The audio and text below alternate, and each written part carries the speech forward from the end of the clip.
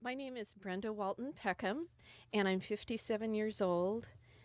Today's date is April 18th, 2008, and we're in Sacramento, California, and I am the daughter. My name is Bill Walton, otherwise William. Uh, my age is 93, and today's date is April 18th, 2008, and we're in Sacramento, California, and I'm the father of Brenda. Dad, what year were you born then? I was born in 1914 And in Berkeley, in California. Berkeley. And now that you've been back to Berkeley later in your life, do you notice a lot of changes Oh, between? yes, a lot of changes, yeah. Yeah. What is different? Well, more houses, of course, and much more traffic, and a lot more business. A lot more businesses are going than were back then.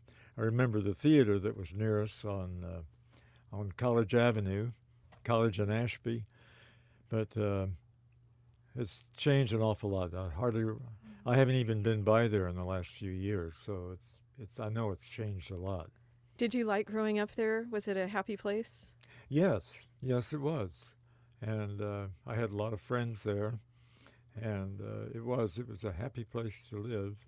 The Claremont Hotel was just up above us, up the street, about a mile from where we lived, and that was always a kind of a beacon for us for the Claremont Hotel. That was a pretty classy place. And was it more like the country? Was it like living in the country because there was so much property around your house? No, at that time, no, it was built up, and it wasn't. It was really cityfied even back then. Uh, you mean country like open fields and so Yes, forth? were there a lot of places to go play as a child? Not too many at that time. No, no. Uh-huh. Okay. And when you think about your mother and father, what are your memories of them? What were Well, they like? my mother, when I was 13, decided to go to New York to go to work. And so she left and went to New York, and my father stayed in Berkeley. And at that time, uh, my my dad decided maybe it would be good if I went up and lived with my aunt in Chico. So they sent me up on the Sacramento Northern Railroad, the electric train, up to Chico, and that's where I did some of my growing up in Chico. And had you met the people that you would be living with? Well, my aunt, I had never met her before, no, but she was wonderful. Her husband had died, and she was living alone, so it was nice to have me there, I guess, to console her and keep her company. Oh, that 'Cause must have been nice for her to have your company. it was, I think it was, and it was nice for me to have her company. Yeah, it was great. And was she interested in music? Yes, uh huh. She was, and at that time, uh, she had the leader of the Sacramento Symphony Orchestra come up to Chico once a month on Wednesdays to teach violin, and they used our house as the place to teach the violin to whoever wanted to learn how to play. So it was nice to have somebody there like that, to start the music. Oh, fantastic. And of course, that's where my aunt got me interested in the piano. And so she had a piano there, which was a Mason Hamlin that was made sometime in the 1800s. So I was already somewhat old, but I still have that piano, and it's just wonderful. It's a beautiful piano. It is, yeah. So you started playing while you were living with her? Yeah.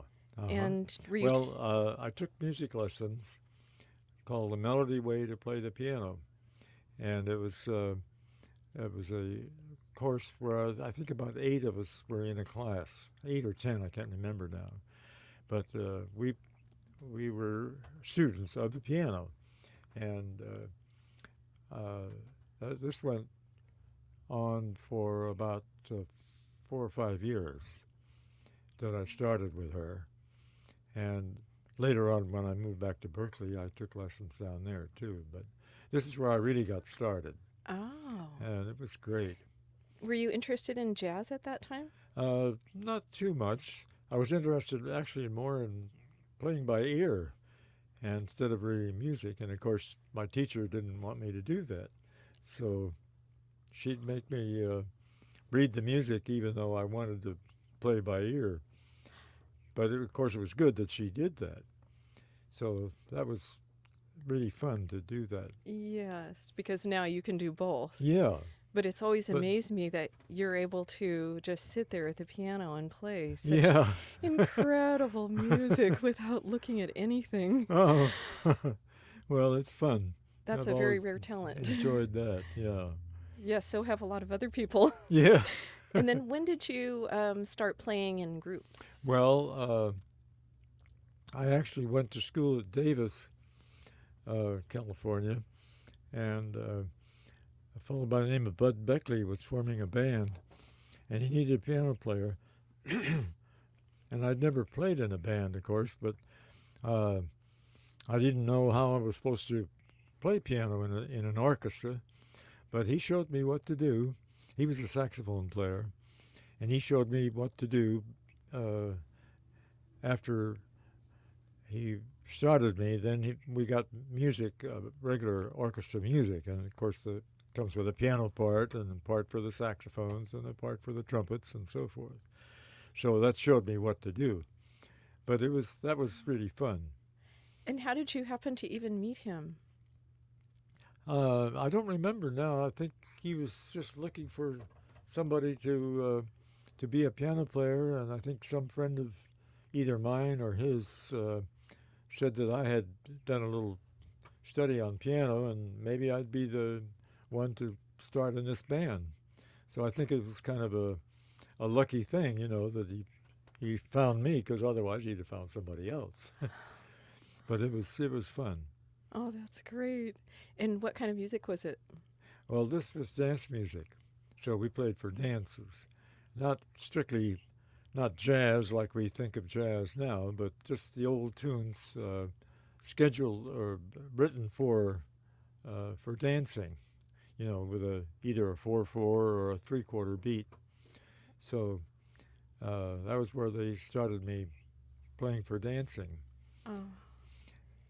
And then after that, did you go into another band after? Well, no, I stayed with Bud for a while, and in fact, we even went up to Lake Tahoe and talked to the owner of Camp Richardson Resort at the south end of Lake Tahoe, and of course that was Camp Richardson, which is still there.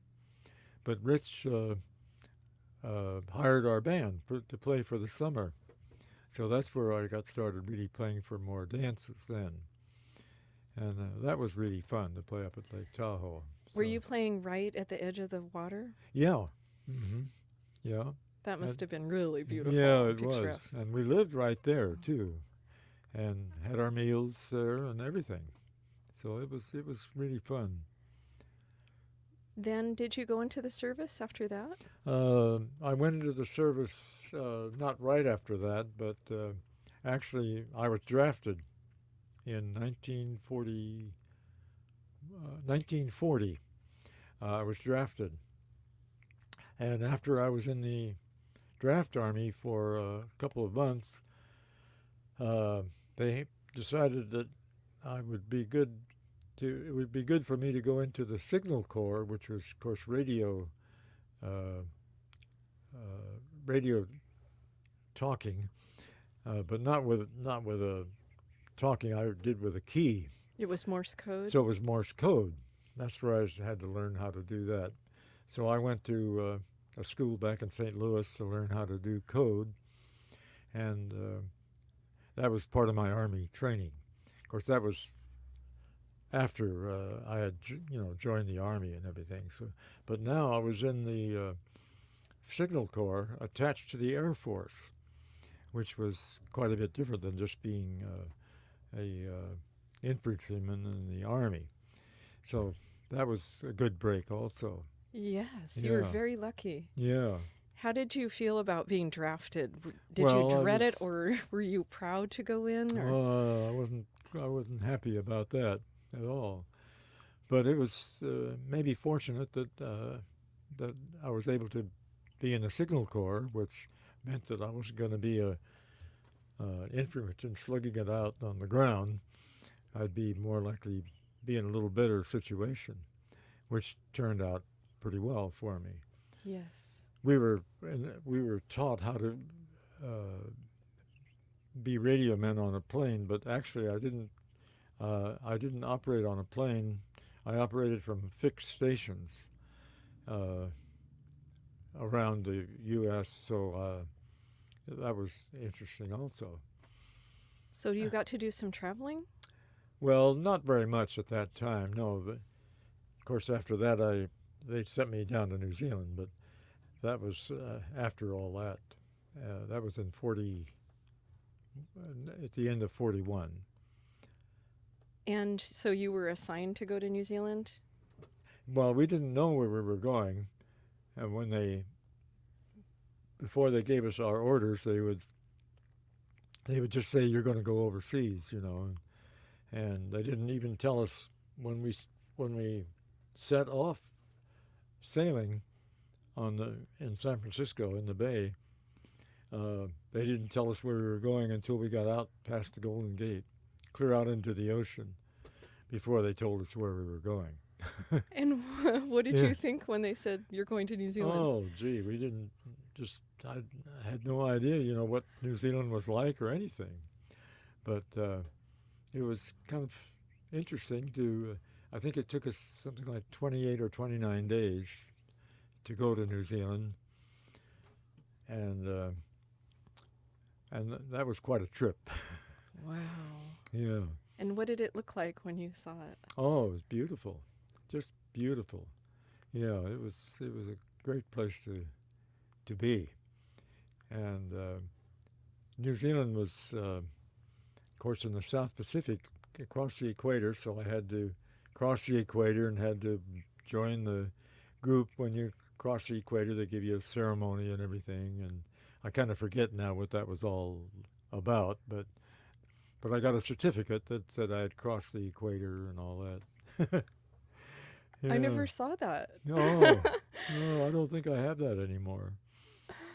So they did a ceremony on the boat as you... Yes, as I recall, they did a ceremony, as they do with everybody who crosses the equator. Yeah. That's sweet. Yeah, King Neptune, I think, gives you the hand or something after you've crossed the equator. I see. Yeah.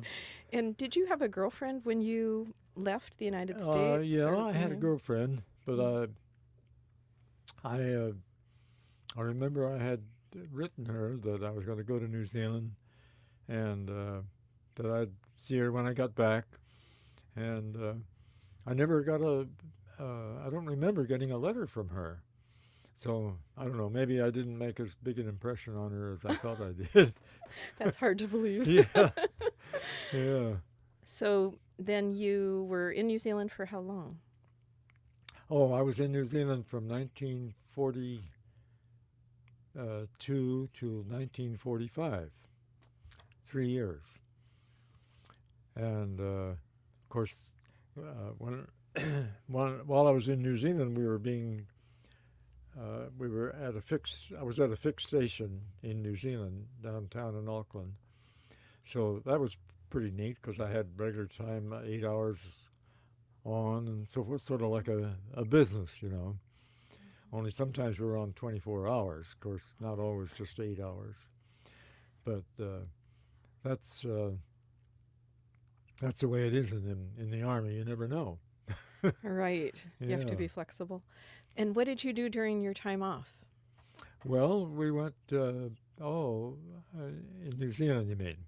Oh, as I recall, we went swimming and went downtown in Auckland, and it was, of course, we were there when a lot of the New Zealand men were gone to fight the war in Europe, so we were sort of pretty lucky to be there, and all their men folk weren't around, so that was a pretty nice situation for us.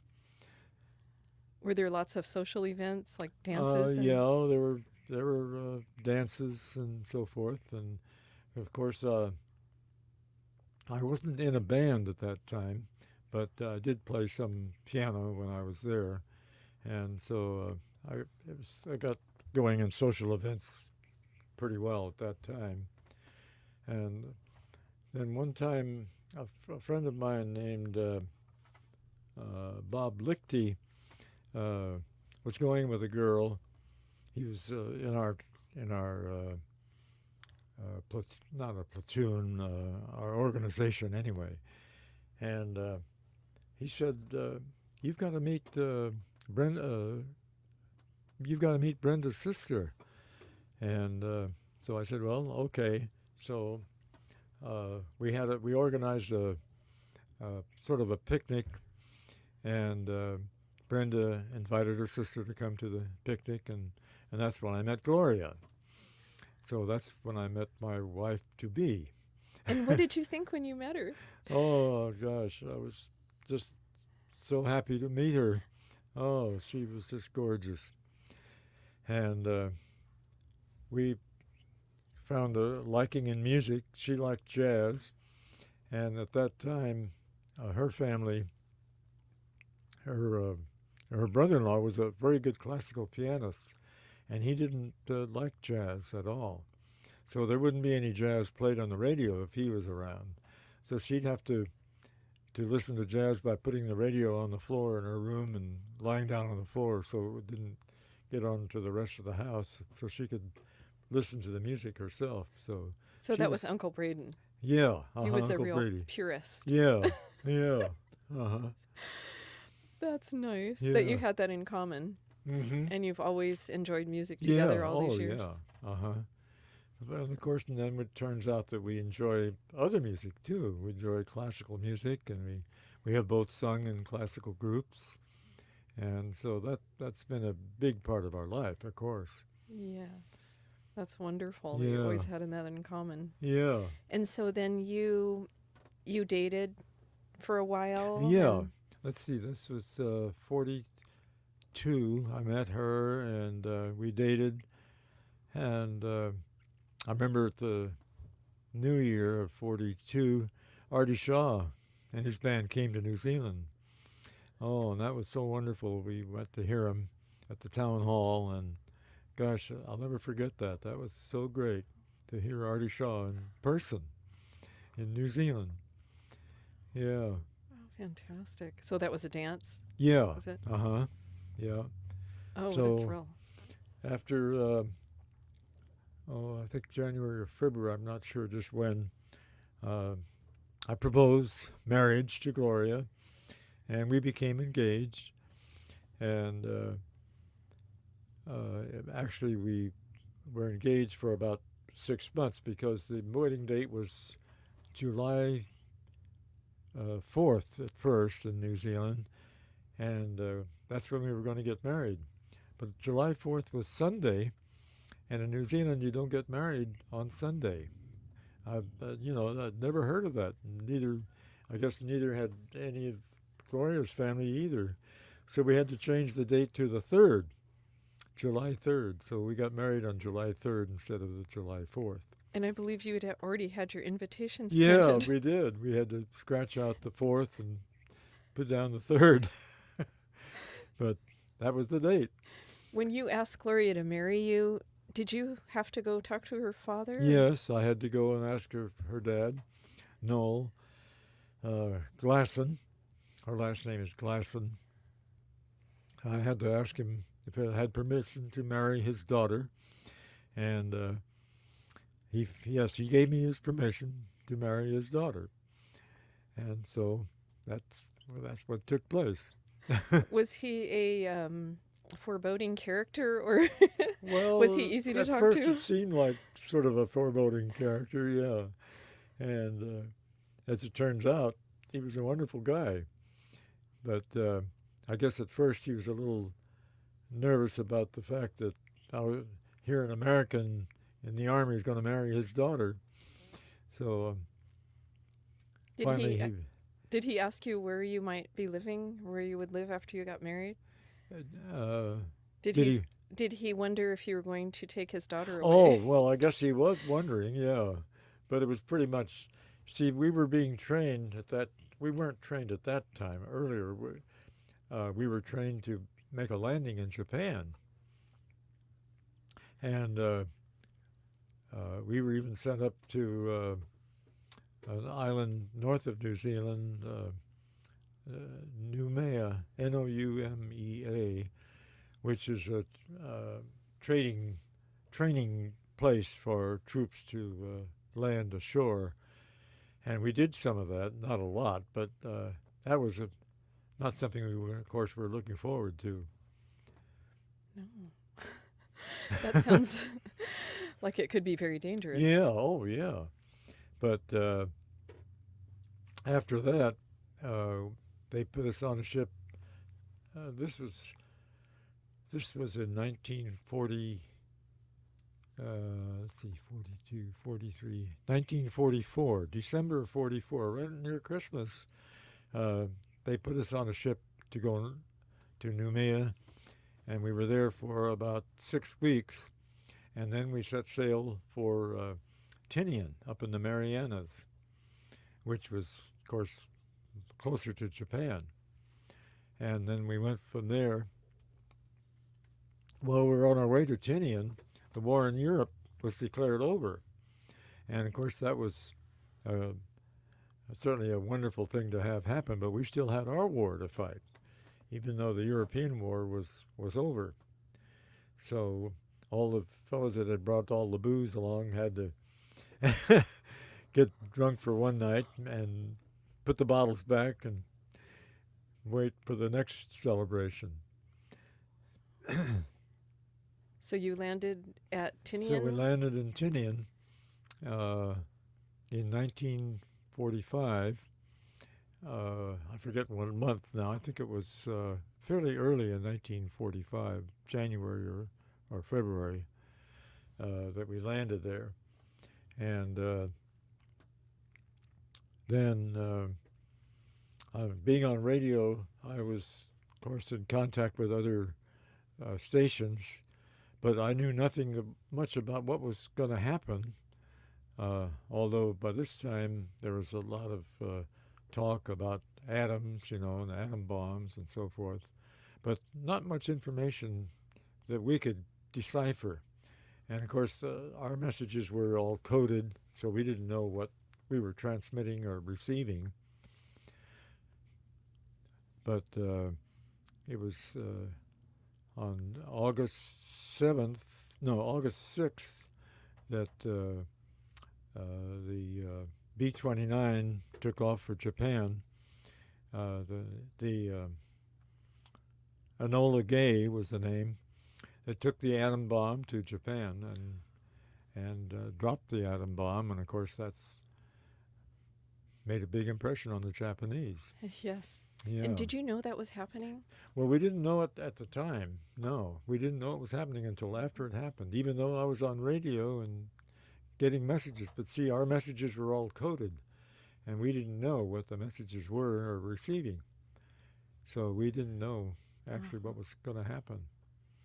But it was certainly a wonderful thing to us that it did happen, or we'd have had to invade Japan.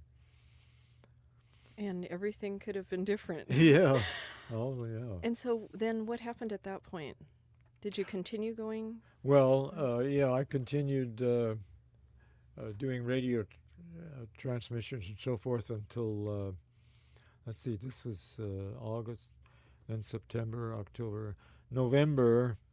We got our orders to go back to the USA.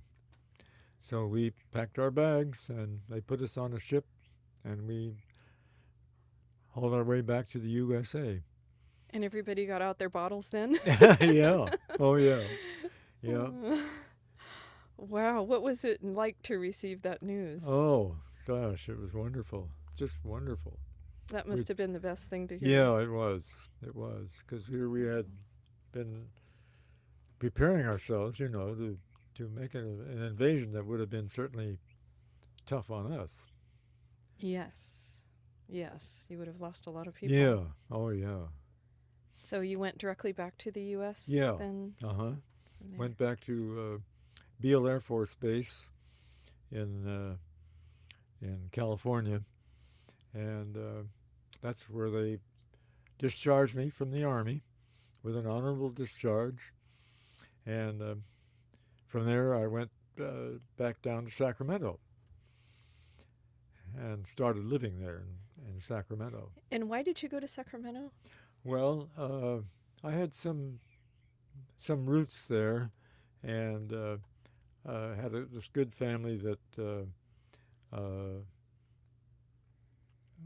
that I knew, the Dudens, and Bob, my friend Bob Duden, was a drummer, and it turned out that he started playing in the band that I was playing in, that I went with after I got back to Sacramento.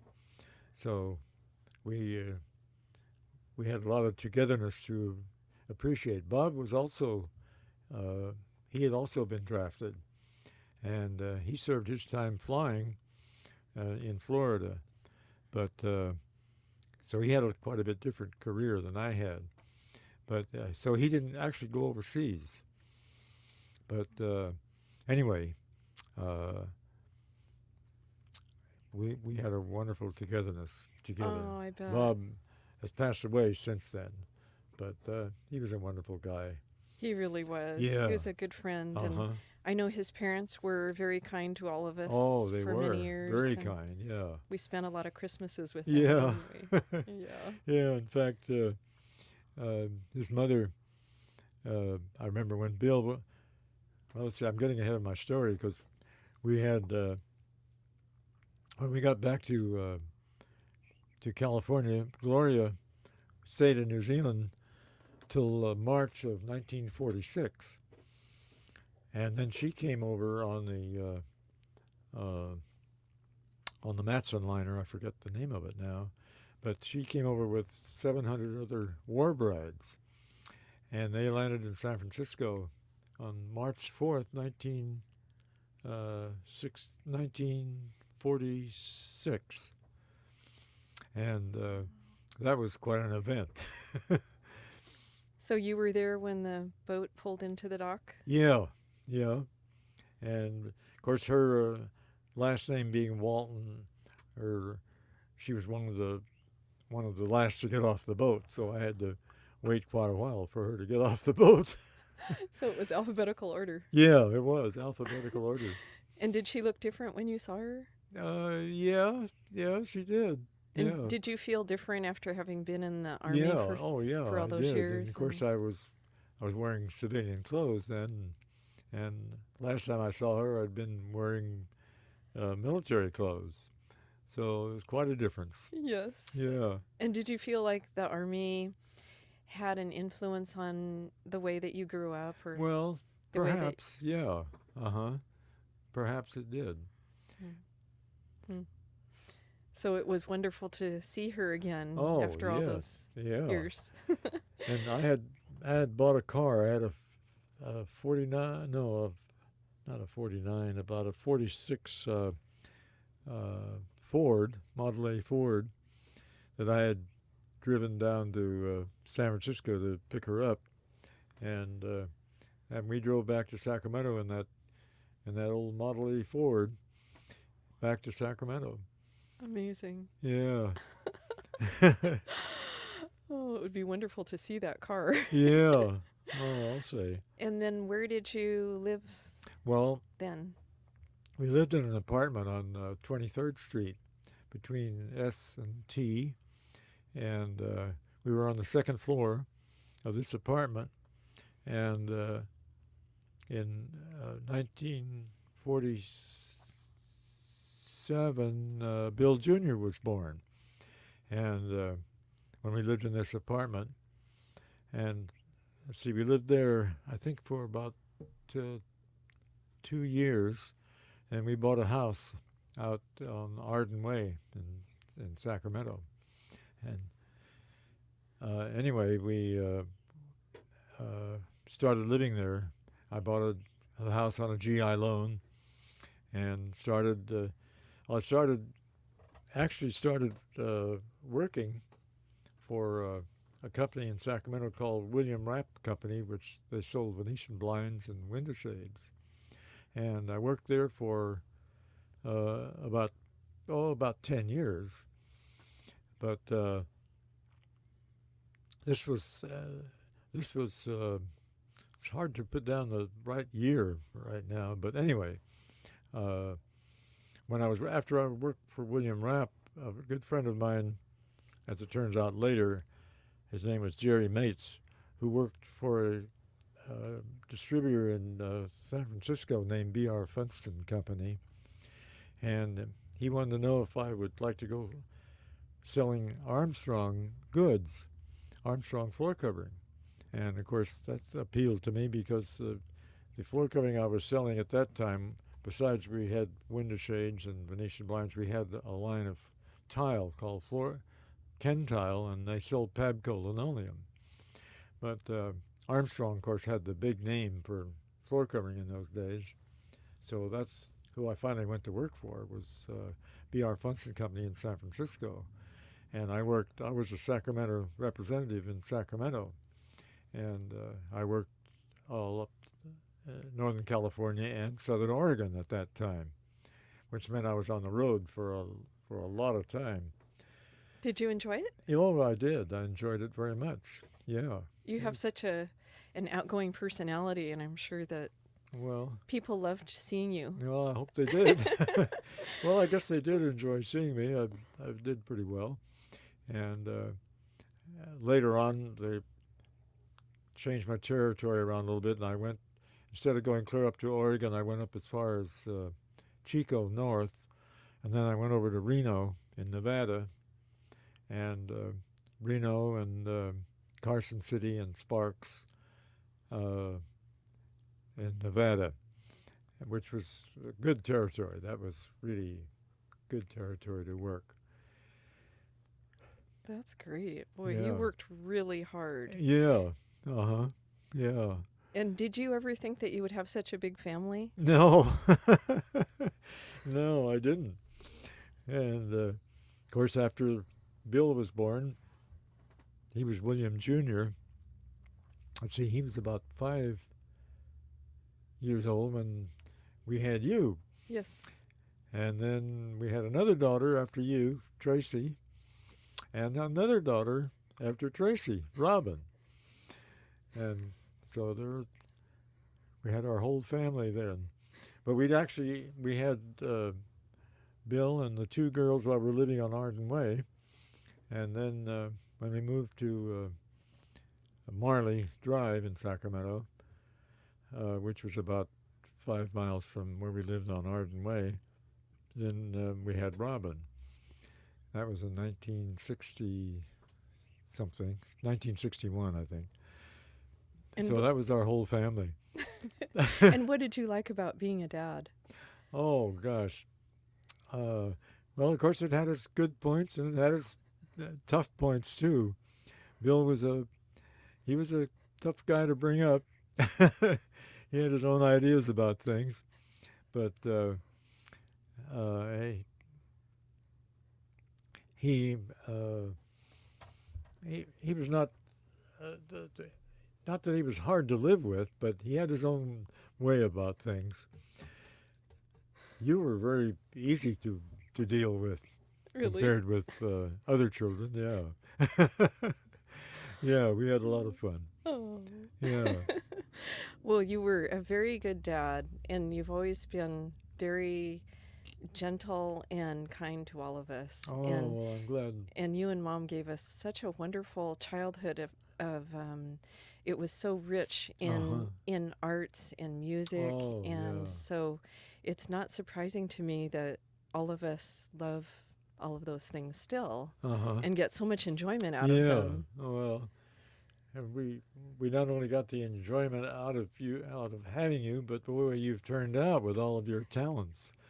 And gosh, it's just been a wonderful family. I can't imagine anybody having a family any better than ours. You must be very proud. Oh, I am very Oh, proud. that's Yeah. really nice. Yeah. Wow. Well, okay. How would you like to be remembered in your life? Well, I'd like to be remembered as a gentle person. A lot of times, I guess I'm too gentle, but I'd like to be remembered as someone who required a lot of love, because I do require a lot of love.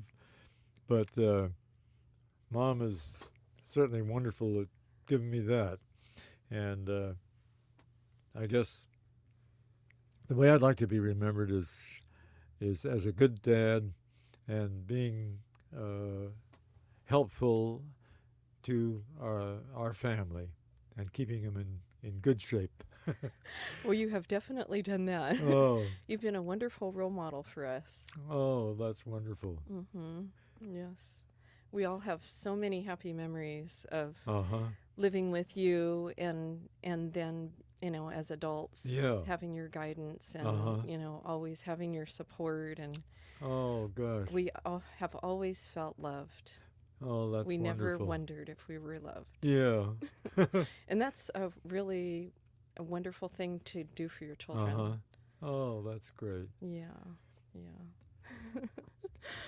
Well, that's great. Thank you so much for doing this interview today. Oh, gosh. It's been very interesting. I was glad to be able to do it. I feared beforehand that I wouldn't be able to do it, but you've made it so easy. Well, you have you have such a good memory too. Uh-huh. Well, I do have a good memory, but even so, you wonder how it's going to turn out. Yeah. Well, you've had a wonderful life, haven't you? Yes, I have. Uh-huh. We love you very much. Oh, well, thank you. We love you guys too. Thank you.